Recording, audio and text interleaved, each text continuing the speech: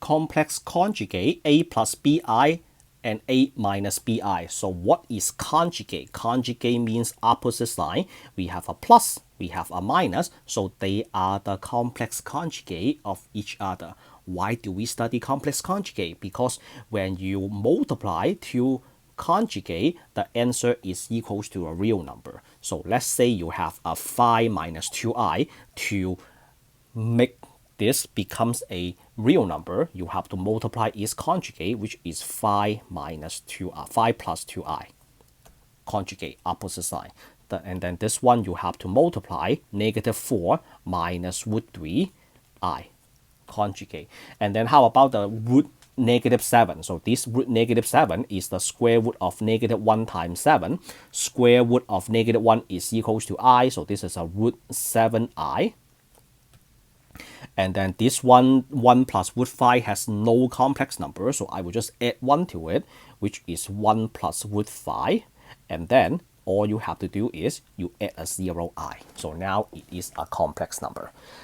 Okay, so this is 0 plus root 7i, which is what is given. And then the complex conjugate is 0 minus root 7 and then an I.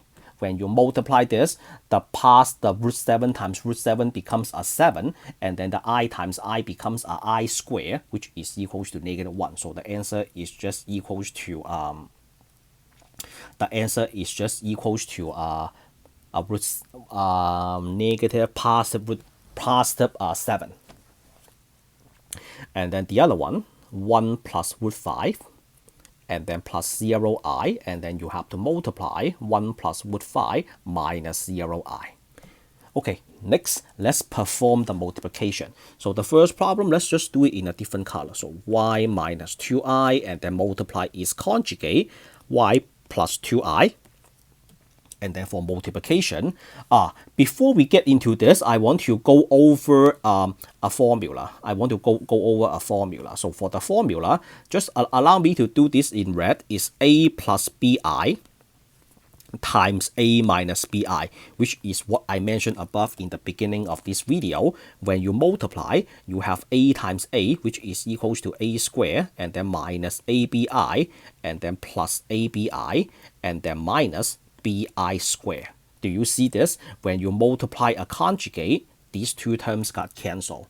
And then you know that I is equals to the square root of negative 1. So when you square both sides, you have a negative 1. So therefore, this is equals to, let me just pull this down so I have more space to do the writing. So this is just equals to a squared minus b times negative 1, which is a squared plus b squared. So this is a real number.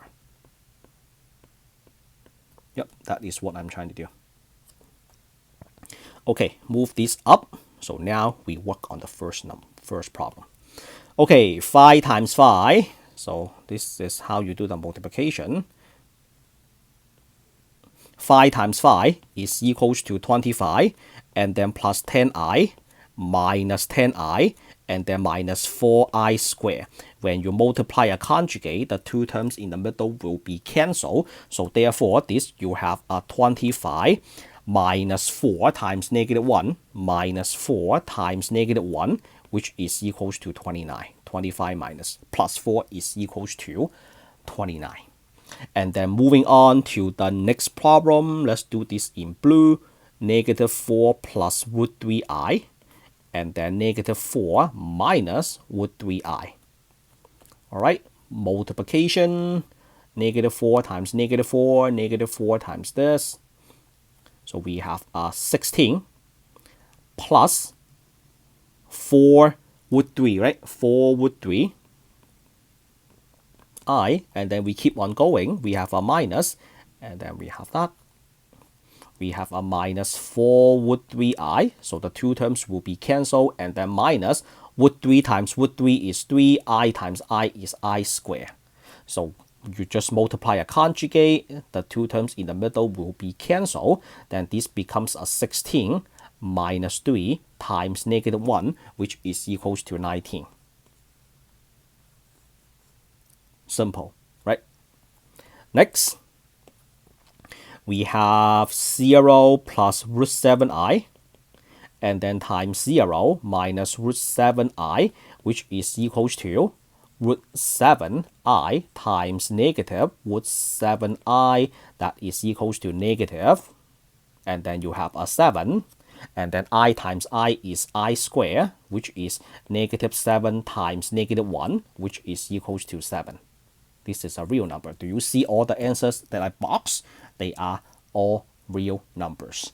And then the last one, I have to remind you that 0i is just equals to 0, minus 0i is just equals to 0. So therefore, the very last problem, you are just multiplying two real numbers, 1 plus root 5, and then times 1 plus root 5. And then 1 times 1, 1 times root 5 times 1, and then root 5 times root 5. That's it. So 1 plus 5 is 6, and then you have 2 copies of that, then 2 root 5. There you have it. Now, let's look at this one more time. So for each answer I wrote, there is no imaginary number I. Do you know why? Because I take a complex number, multiply its conjugate. Every time you do that, the two terms in the middle will be cancelled. As a result, the answer or the product is a real number. There is no imaginary number I in the answer whatsoever. Okay, so if you like the way I teach complex conjugate, give me a thumbs up, a subscribe, and I will meet you all in the next lesson. Signing out.